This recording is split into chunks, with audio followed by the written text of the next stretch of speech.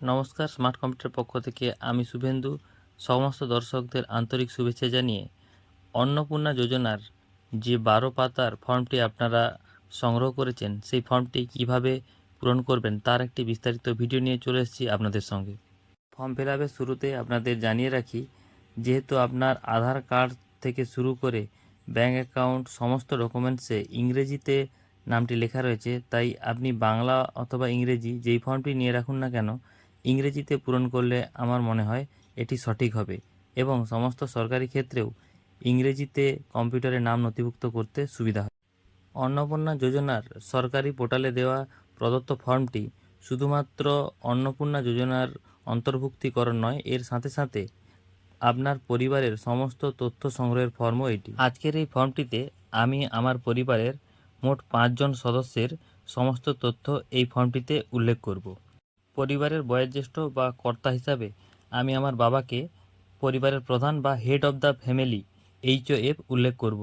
আপনি এই ফর্মে এই HOF অনেক জায়গায় দেখতে পাবেন, সেটা পরিবারের কর্তার নাম কিন্তু উল্লেখ করতে হবে। দেখুন, 1 নম্বরে HOF আমার বাবার নাম দিয়ে দিয়েছি, 2 নম্বরে জন্ম তারিখ, 3 নম্বরে পুরুষ না মহিলা, 4 নম্বরে পরিবারের প্রধানের আধার নম্বর, বাবার আধার নম্বর দিয়ে দিয়েছি। এরপর 5 নম্বরে দেখুন, ডিজিটাল রেশন কার্ডের যদি কোনো আইডি থেকে থাকে আপনারা দিতে পারেন, না দিলেও কোনো অসুবিধা নেই। পারলে আপনারা বাবার রেশন কার্ডের নাম্বারটি দিয়ে দেবেন। এরপর 6 নম্বরে আপনার পরিবারের মোট সংখ্যা কতজন সেটি সংখ্যায় লিখে দেবেন। তারপর দেখুন 7 নম্বরে রয়েছে ঠিকানা, আপনার গ্রাম, পোস্ট, থানা, জেলা এবং পিনকোডটি উল্লেখ করে দেবেন।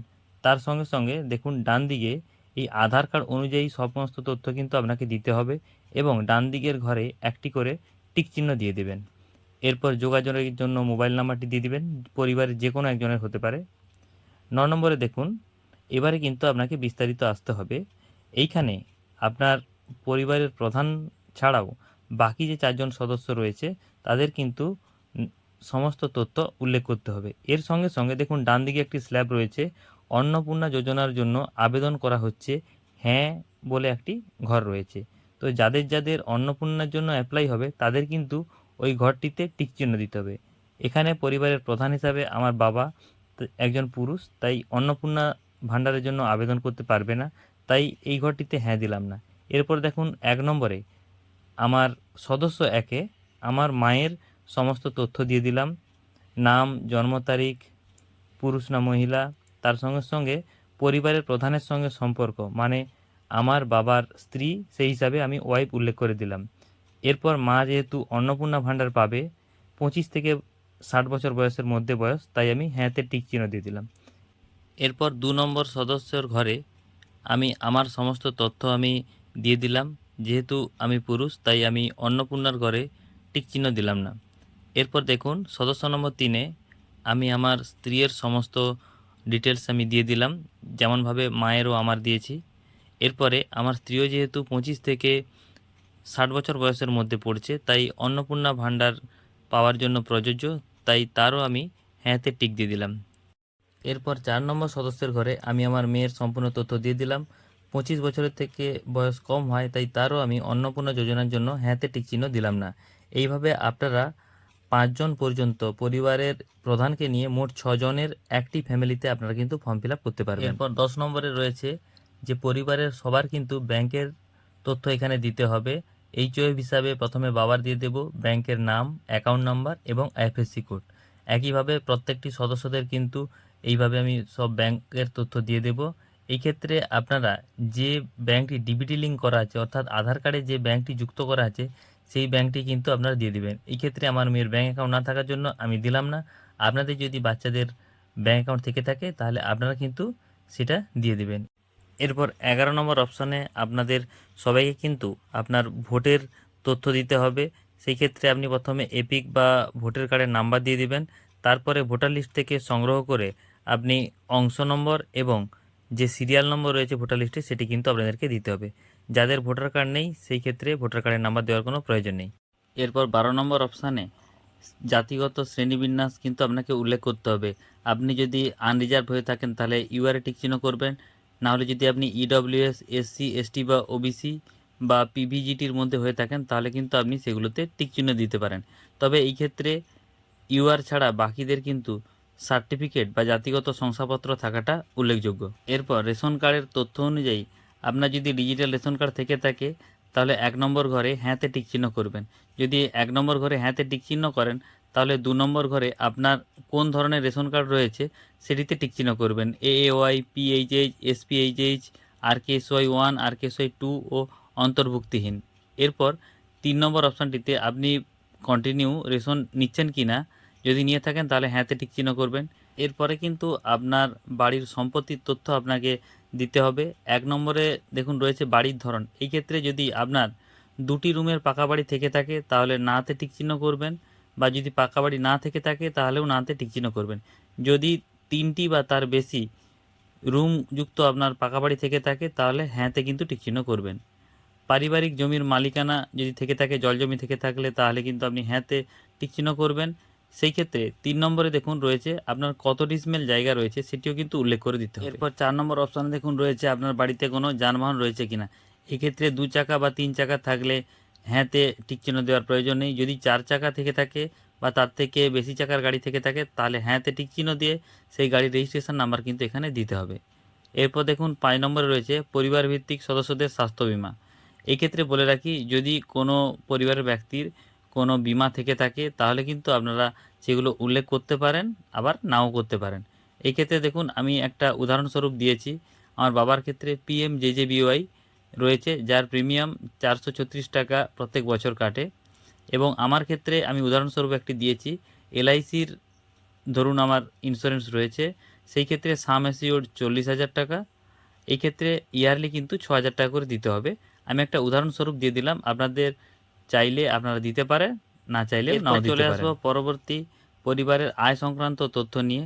1 নম্বরে দেওয়া আছে যদি আপনি ইনকাম ট্যাক্স পেমেন্ট করে থাকেন তাহলে হ্যাঁতে টিকচিহ্ন দেবেন, যদি না করে থাকেন তাহলে নাতে টিকচিহ্ন দেবেন। 2 নম্বরে রয়েছে দেখুন এখানে কিন্তু পরিবারের যাদের যাদের প্যান কার্ড রয়েছে তাদের কিন্তু প্যান কার্ডের এখানে তথ্য দিতে হবে। HOF এর এখানে নাম দিয়ে দিবেন এবং প্যান নাম্বারটি দিয়ে দিবেন। তারপর দেখুন সদস্য নম্বর 1-এ আমি আমার মায়ের নাম এবং প্যান কার্ডের নাম্বারটি দিয়ে দিয়েছি, বাকিগুলো দিলাম না। আপনারা নিশ্চয়ই বুঝে যাবেন যতজনের সদস্যর প্যান কার্ড রয়েছে সবার কিন্তু প্যান কার্ডের নাম এবং নাম্বারটি আপনারা উল্লেখ করে দেবেন। এরপর দেখুন কর্মসংস্থান, আপনার পরিবারের কে কোন কাজের সঙ্গে যুক্ত সেটি কিন্তু এখানে উল্লেখ করতে হবে। HOF হিসাবে আমার বাবা কৃষক, তাই আমি এখানে টিকচিহ্ন দিয়ে দিলাম। 2 নম্বরে দেখুন সদস্য 1-এ আমার মা গৃহবধূ, তাই আমি অন্যান্যতে টিকচিহ্ন দিয়ে হাউসওয়াইফ লিখে দিলাম। এইভাবে আপনি আপনার ফ্যামিলির প্রত্যেকটি সদস্য কে কী কোন কাজে নিযুক্ত সেটি কিন্তু এখানে উল্লেখ করে দিতে হবে। এরপর দেখুন চলে আসব যে আপনার পরিবারের কে কোন শিক্ষাগত যোগ্যতা অর্জন করেছে, সেই অনুযায়ী আপনার পরিবারে যারা প্রাপ্তবয়স্ক রয়েছে তাদের কে কোন শিক্ষাগত যোগ্যতায় শিক্ষিত সেটি কিন্তু উল্লেখ করতে হবে।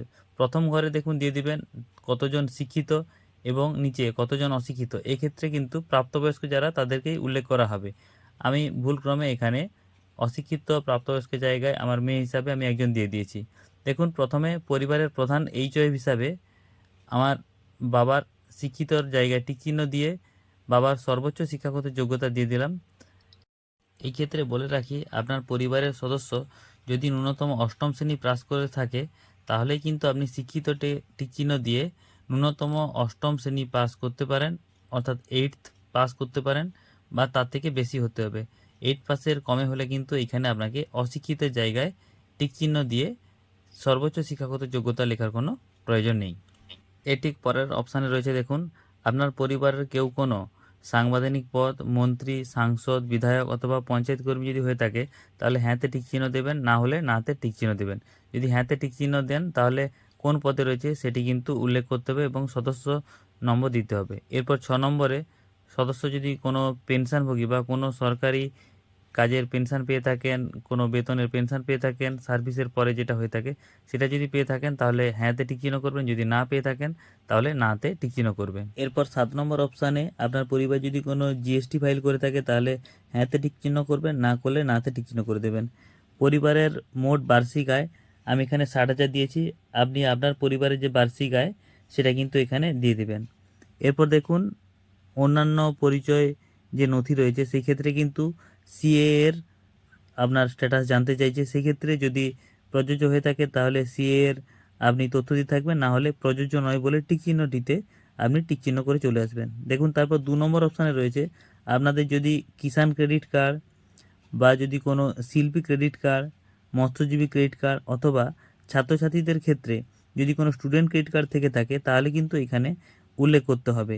আপনার সদস্য সংখ্যার সোজা আপনি কিন্তু সেইখানে উল্লেখ করবেন সেই ক্ষেত্রে যে কেসিসি আইডি বা স্টুডেন্ট ক্রেডিট কার্ডের আইডি থেকে থাকে সেই আইডি নাম্বারটিও কিন্তু উল্লেখ করতে হবে।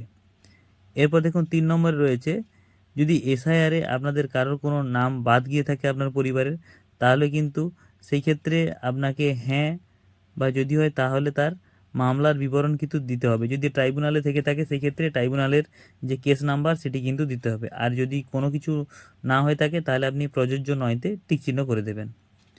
তারপরে দেখুন রয়েছে সামাজিক মর্যাদা এবং নির্ভরশীল ব্যক্তিত্বগণ। এরপর আপনার ফ্যামিলির কোনো শিশু যদি কোনো বিদ্যালয়ে পাঠরত থাকে তাহলে কিন্তু সেই ক্ষেত্রে তার ডিটেলস এখানে দিয়ে দেবেন। এইখানে দেখুন আমি উদাহরণস্বরূপ একটি দিয়েছি। এখানে আমার মেয়ের সদস্য সংখ্যা কিন্তু প্রথম পেজে 4 নম্বর ছিল, তাই সদস্য নম্বরে আমি 4 দিয়েছি। শিশু সদস্য সংখ্যা কিন্তু এখানে 1, তাই শিশুর নাম দিয়ে দিলাম, কোন ক্লাসে পড়ে সেটা দিয়ে দিলাম এবং কোন স্কুলে পড়ে সেটি দিয়ে দিলাম। তার নিচে দেখুন স্কুলটি যদি সরকারি হয়ে থাকে তাহলে প্রথম করে টিক চিহ্ন দেবেন, যদি বেসরকারি হয়ে থাকে তাহলে কিন্তু দ্বিতীয় করে টিক চিহ্ন দেবেন। একইভাবে আপনার ফ্যামিলিতে যদি আরও শিশু সদস্য থেকে থাকে তাহলে কিন্তু তাদেরও সম্পূর্ণ তথ্য এইখানে দিয়ে দেবেন। এরপর আপনার বাড়ির শিশু সদস্যদের যদি স্বাস্থ্য টিকাকরণ হয়ে থাকে তাহলে প্রথম ঘরে টিক চিহ্ন দেবেন, যদি না হয়ে থাকে তাহলে দ্বিতীয় ঘরে টিকাকরণ হয়নি এই ঘরে কিন্তু টিক চিহ্ন দিতে হবে। সেই ক্ষেত্রে কেন হয়নি তারও কিন্তু কারণ আপনাকে এখানে উল্লেখ করতে হবে। এরপরে কিন্তু একটি গুরুত্বপূর্ণ অপশান রয়েছে। দেখুন আপনার পরিবারে ইতিমধ্যে যদি কোনো সদস্য কোনো সরকারি অনুদান ডিবিটি অর্থাৎ ডাইরেক্ট বেনিফিশিয়ারি ট্রান্সফারের মাধ্যমে যদি পেয়ে থাকেন তাহলে কিন্তু সেই ক্ষেত্রে কোন সদস্য পাচ্ছেন সেই সদস্যের সোজা হ্যাঁতে টিক চিহ্ন দিয়ে কোন প্রকল্প পাচ্ছেন সেটি কিন্তু উল্লেখ করতে হবে। আমি এখানে দেখুন আমার বাবা পিএম কিষাণ পাচ্ছে, তাই এখানে আমি হ্যাঁতে টিক চিহ্ন দিয়ে পিএম কিষাণ লিখে দিলাম। এই ক্ষেত্রে যদি আপনারা কেউ গ্যাসের ভর্তুকি পেয়ে থাকেন সেক্ষেত্রেও কিন্তু আপনারা উজ্জ্বলা এলপিজি বলে আপনারা উল্লেখ করে দেবেন। ইতিমধ্যে আপনি কিন্তু 12 পাতার এই দীর্ঘ ফর্মের একদম অন্তিম পর্যায়ে পৌঁছে গেছেন। প্রথম থেকে আপনি আপনার সজ্ঞানে সমস্ত তথ্য সঠিক এবং নির্ভুল দিয়েছেন তারই একটি সম্মতি রেখে এই সম্মতর ঘরে একটি টিক চিহ্ন দিয়ে স্বাক্ষরের উপরটিতে আপনি কিন্তু আপনার পরিবারের যিনি প্রধান তার একটি স্বাক্ষর করিয়ে নেবেন। এই ক্ষেত্রে একটি বিশেষ দ্রষ্টব্য কিন্তু দেওয়া রয়েছে।